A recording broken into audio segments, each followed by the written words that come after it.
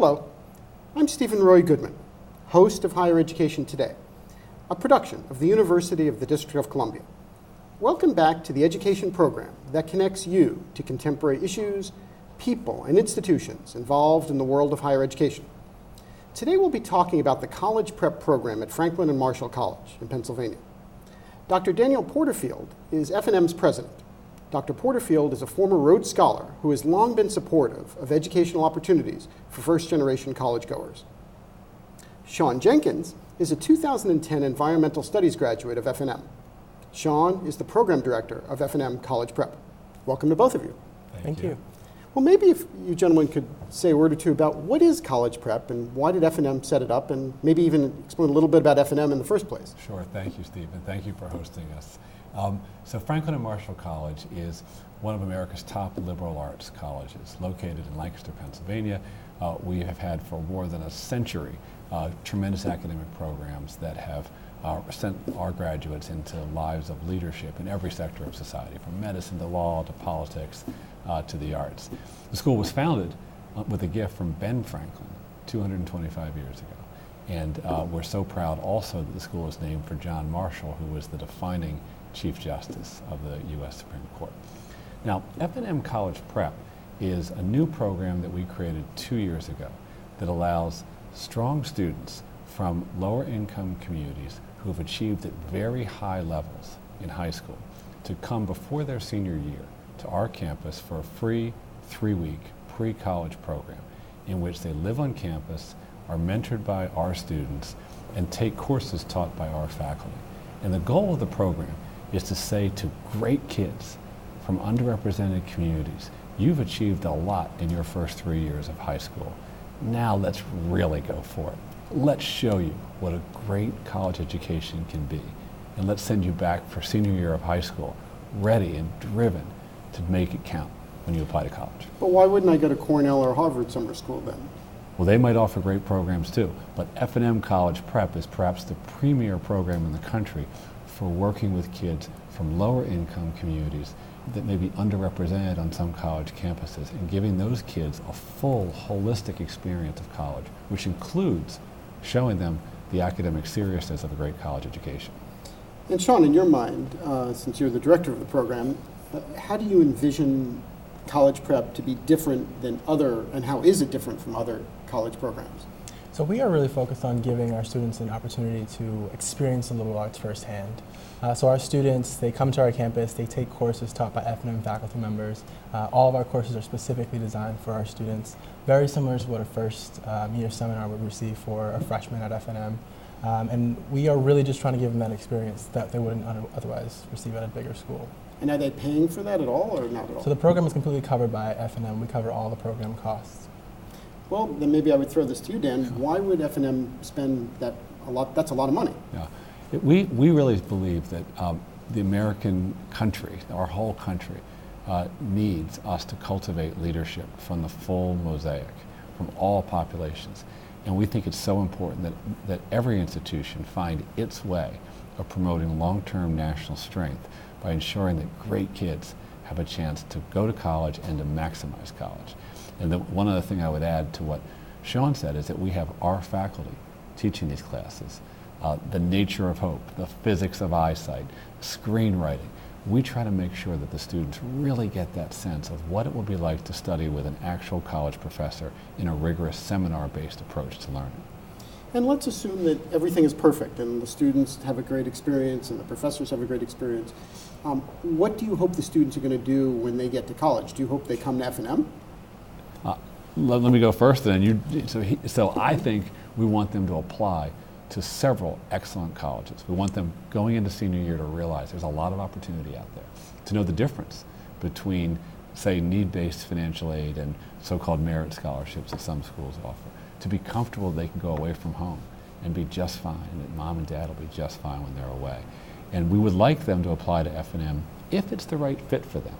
But the most important thing is they set their sights very high.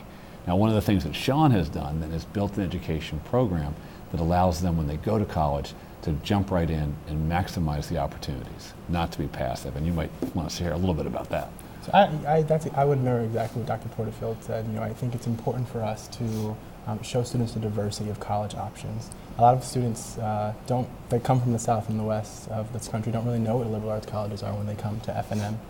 So giving that opportunity, and then they start thinking, maybe a liberal arts college is right for me, or maybe I need a much bigger school.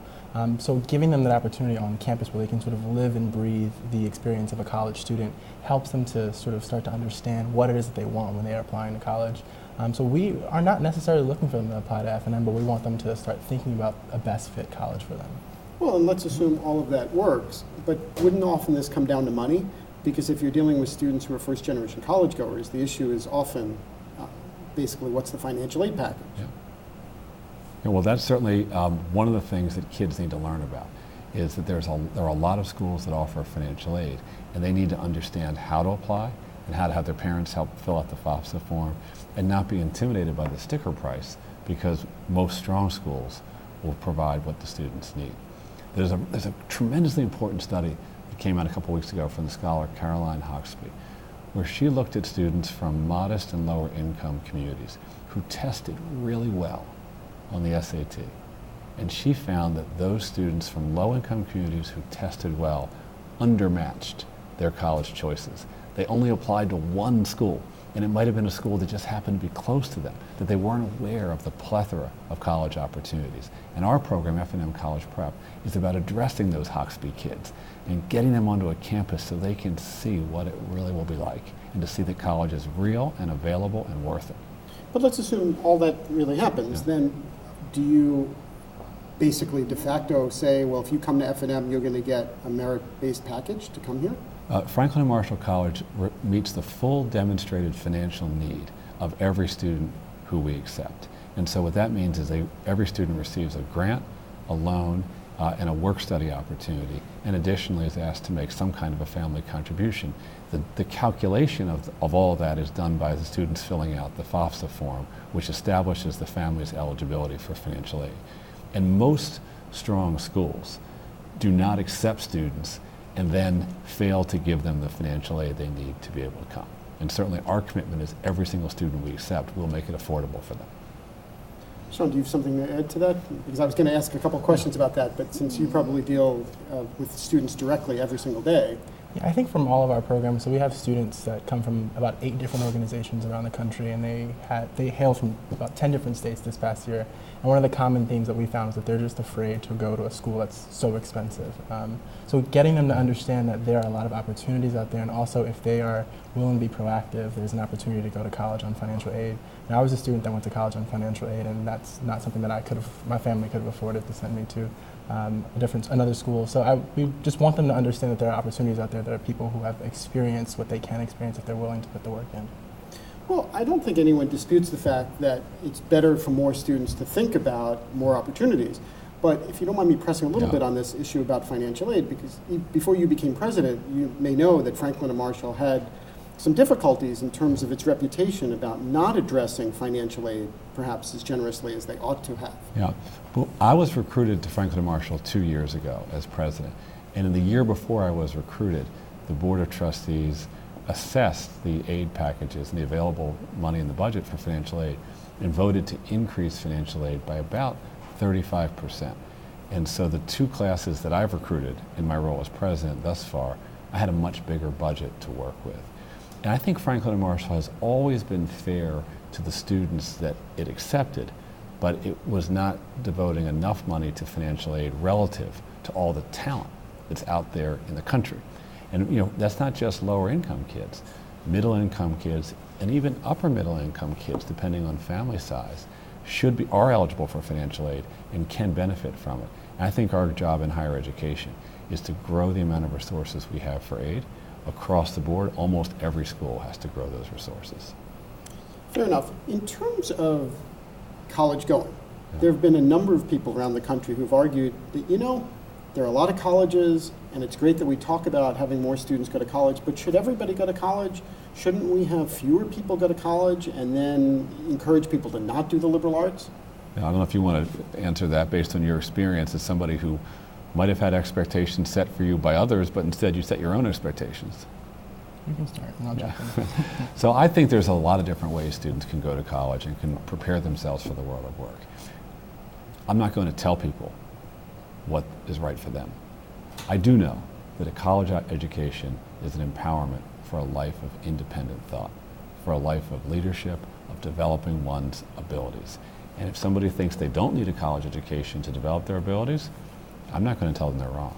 But I know this country way too often sets the opposite expectation and tells kids who are you're not college material, or you should go get a good vocational job, when in fact that young person could be a playwright, or could be a scholar, or could be a lawyer, or could be a judge. I would agree with that. I think it comes down to options. I think it comes down to how you understand what options are available to you, and if you choose that college isn't the right fit, then maybe that's the truth. But students not going because they don't know that that's an option for them, I think that's not fair. That's not right. So I think it's our responsibility to really expose students to as many opportunities as possible and let them choose. Well, and that's a fair point. You mentioned before, Shawn, about the programs that you deal with before kids come to the college prep program. What are those programs, and how do you outreach to those programs? So we work with some of the access networks around the country. So KIP is one of the access networks. They're a charter school network that we work with. I work with the National College Advising Corps. They're a group that works with students in rural Pennsylvania and rural areas throughout the country. And so what do you do with these programs? So you say to them, send us your best students. Do you go and speak to the students wherever they are? So for the summer program, we work with them to identify students who fit the criteria of the program. So students who are working really hard and can be really strong community members. They send us a series of applications, and from that pool we select a group of students to come to our summer program. And we do our best to support them even ongoing. So our admissions team, for example, supports some of their students in the KIP office just by calling and talking to them and explaining what financial aid means and how to understand a financial aid package. And we're doing what we can at different levels to try and sort of build the connection between a higher ed institution and K-12 education. If you look back over the last 15 years or so in K-12 education, there's been a tremendous amount of innovation. New schools, new access programs to supplement schools' work, new efforts by cities and states to promote high student achievement, even homeschooling. Lots of different ways that education reform has been effectuated. What we did in creating the program was we looked at some of the most successful models. And so we reached out to the KIP Education Network, the Achievement First, Uncommon Schools, Mastery, Noble, public charter networks, and also to a group of rural schools in Pennsylvania, public schools. And we brought kids from all those different, highly successful educational innovations. What's fun to see, and Shawn's the mastermind of it all, is that we have kids who identify as white, as African American, as Latino, as Asian, kids who are U.S. born and who are immigrants, kids who are rural, kids who are suburban, kids who are urban, from all across the country, all walks of life. You see these kids come together. What they have in common is they're high strivers with modest economic backgrounds. And to see those kids not only thrive with our faculty, but fall in love with each other across all the supposed divides of race, of gender, of nationality, and region. And that's what American higher education can achieve for the whole country if we all work hard enough. But why wouldn't we just want to encourage more students? Let's take Philadelphia, and let's say there are students from modest backgrounds in Philadelphia. And let's assume that those students who fit that particular criteria would normally go to Penn State or Temple University. How do those students now benefit, and how does society benefit from basically taking a small group of those students and having them go to F&M instead of Penn State? Well, one way they benefit is you look at what the F&M education does for those that pursue it with intensity. Mary Shapiro, alum of ours who just finished as chair of the SEC, Patty Harris, the first deputy mayor of New York City, Ken Duberstein, the chief of staff for President Reagan, Ken Melman, the chief political director for George Bush. These high-intensity liberal arts colleges that have small student-faculty ratios, that have outstanding academic rigor and very supportive communities, they launch people into lives of leadership and meaning. And so we want to make sure that at F&M we're not missing the chance to find very talented kids who will thrive under this tradition of education. And I would say to students anywhere, you have to fit the model that's right for you. But what we want to do at F&M is assemble students from all over the country, indeed all over the world, so that together, in all of their beautiful diversity, they can learn together. I also think it's tremendously valuable to have students from lots of different places talking to each other, living with each other, because a lot of the conversations really happen when they're not in class, when they're sitting in their dorm room and they're talking about some slang word that they use in LA that they don't use in Coatstown, Pennsylvania. And they get this chance to sort of scratch their heads and really go back and forth. And that's sort of magical to watch their worlds expand in a matter of 3 weeks just because they're sitting with someone from across the country. Say something about Coleman and Sheldon and Savannah, who are from central and rural Pennsylvania, and maybe Marquise and Muwata and Angelica, who are from other parts of the country, from urban parts. So yeah, we have all these students. So a lot of the students that Dr. Porterfield just mentioned came from rural areas in Pennsylvania. And then we have these students come from New York and LA and Chicago, sitting together. And they came to Lancaster, and the rural kids, they're like, Lancaster is so big and it's so loud and there's so many things happening. And then all of our urban kids are like, this is the quietest, smallest place I've ever been to in my life.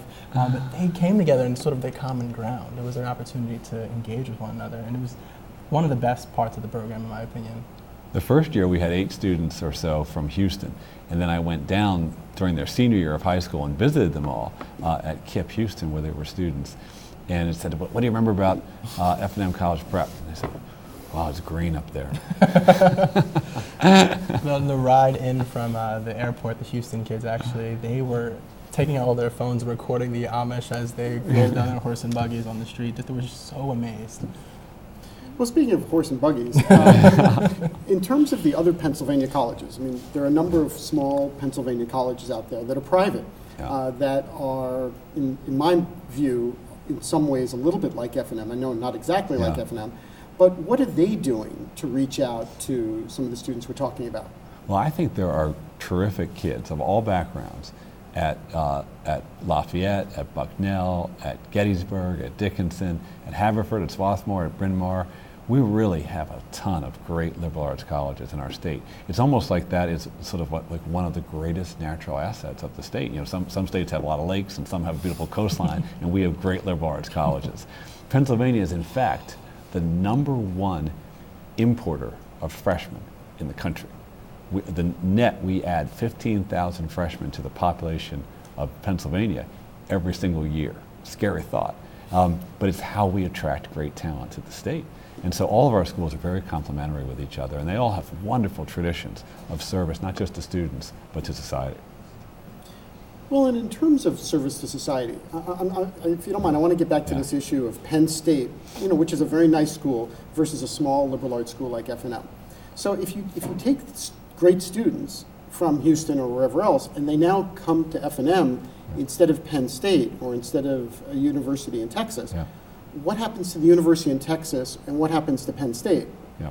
Well, I think that the students we're recruiting to F&M would indeed enhance any school, any place. So I think our gain might be some other schools lost because we're finding top talent. But bottom line, there's a lot of different traditions of education here, and it's not either or, but both and. I think that one of the things you see at the smaller schools is that students have an individualized experience, they have a chance to work directly with faculty, and they feel they don't have to wait in line to be in a play or to get a good job on campus that's fun to do, or to grow in civic engagement. And that, I think, fits a certain kind of learner. That learner tends to be one that uses the prefix co a lot, that they're co-responsible for their education. And that's how we think of our students. We want the ones that are going to be active, and some students might say, hey, I don't need to go to a small school. I want to be at a big place, I want to go to a big stadium and cheer for the football team. And that's great. There's lots of schools for them too. Well, what about career services? So if a student comes to F&M, what sort of career services, and Shawn, maybe since you were a recent graduate, what sort of career services did you receive or take part in when you were a student? Sure. I would answer it a little bit, then I want to push to Dr. Porterfield because of his new initiative. So when I was a student, we have an office of career services, and they had a lot of people who were dedicated to career coaching, and we can go in there with our resume and get some advice, and they had a number of internship opportunities and just more opportunities, someone to talk to about our path and where we wanted to go. And then in the past 2 years since Dr. Porterfield's been here, we've launched Office of Student and Postgraduate Development, which has sort of shifted the model in terms of how we're thinking about launching students after college. Well, that's the first thing to add to what Shawn just said, is a liberal arts education prepares you to be a lifelong learner.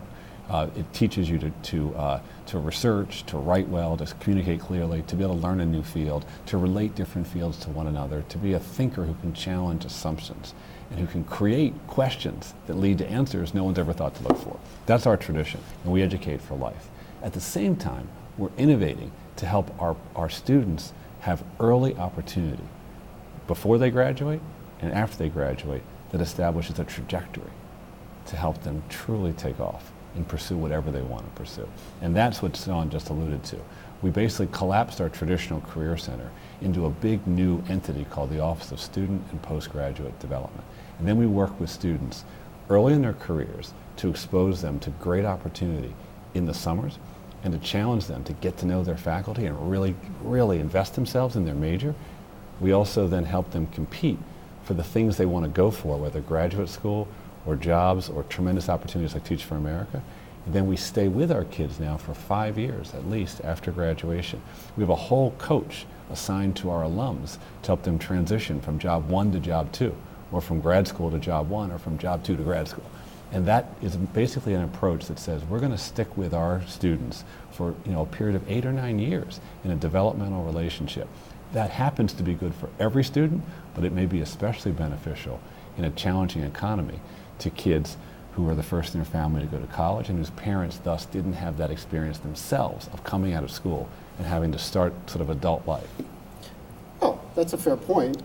But if you think about the issue of the economy and you think about first jobs, I mean, there's been a ton of stuff written about the fact that students come out of liberal arts colleges with a ton of debt. In fact, there's now more student debt in the United States than there is credit card debt. Yeah, but that's not really a problem. Students have debt, that's true, but the kind of gargantuan numbers you see, $100,000 of debt, that doesn't happen in schools that meet the full demonstrated financial need of students. What we do is we ask students to take out a debt of approximately $4,500 a year over 4 years. So you end up with about $18,000 or $19,000 of debt, which for a 4-year education, which includes residing and eating for 4 years, that seems like a fair bargain. So in your view, a $20,000 more, más o menos $20,000 debt is appropriate? I think that's, each case is different, so, but I think the $5,000 a year of debt to develop a degree that then will launch you into graduate school and a life of developing yourself and participating in the economy in an empowered way, I think that's perfectly appropriate. Well, but Shawn, let's say that number is exactly right, and then you were giving a speech in Houston or somewhere else, and you said to a student, if you were to come to Franklin Marshall College, you would end up with approximately $5,000 worth of debt a year. What sort of response would you get from some of the students? I think it's really, I can imagine it being a hard thing for someone to understand and to swallow, but I think when you talk about what that's in exchange for, it's in exchange for an opportunity to grow your mind, right, in a way that is going to be unique to our institution. And there's such a tremendous value on that.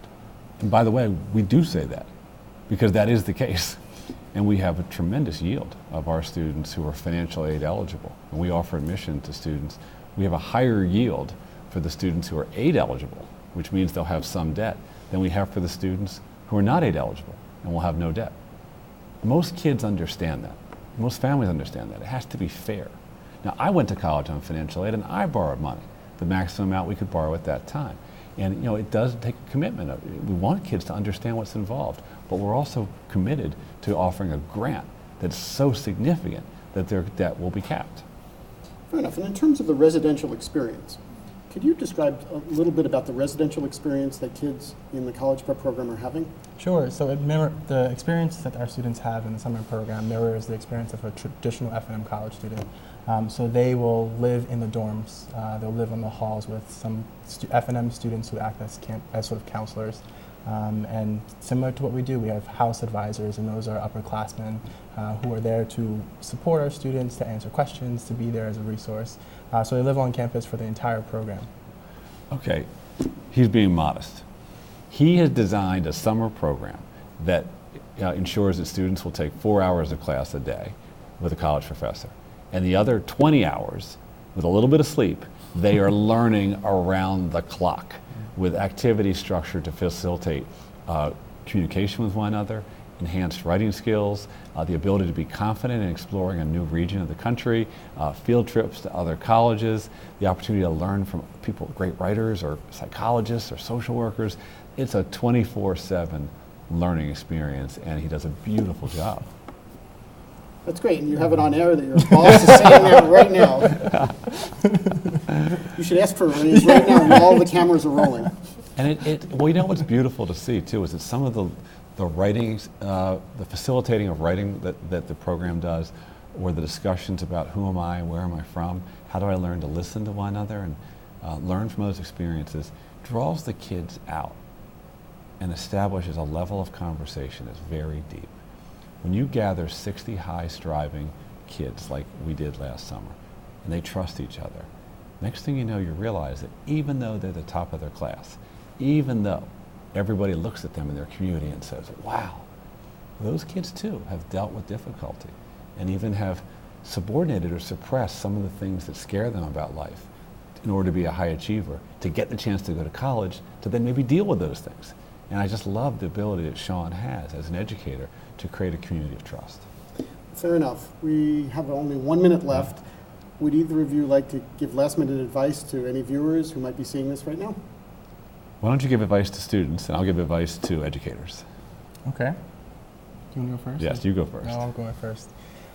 So I guess I'll talk to students who are thinking about college. You know, I think our program is a really great example and a great opportunity for people to sort of think about the framework that they're thinking out of. You know, I think it's really important that we are exposing students to more opportunities, and I love the fact that we're able to do that at F&M. I love the fact that it's my alma mater. I'm very proud of F&M and the work that we're doing. And my advice to educators, if you're a high school or a pre-high school educator, is believe in your kids and challenge them to go create a great education for themselves. And if you work at the higher ed level, it's to get to know all aspects of educational reform, educational innovation happening in America today, because there are some amazing change makers working at the high school level and the pre-high school level, creating even stronger education for our kids today than this country has seen in many years. Well, thank you, Dan. Thank you, Shawn. Thank you. If you would like additional information about Dr. Dan Porterfield or Shawn Jenkins, please visit fnm.edu. If you have comments or suggestions about higher education today, please send an email to our viewer mailbox at highereducationtoday@topcolleges.com. Thank you for watching. We will continue to bring you quality discussions about important matters in today's college and university world. Please join me again for another edition of Higher Education Today. I'm Steven Roy Goodman, and you've been watching Higher Education Today.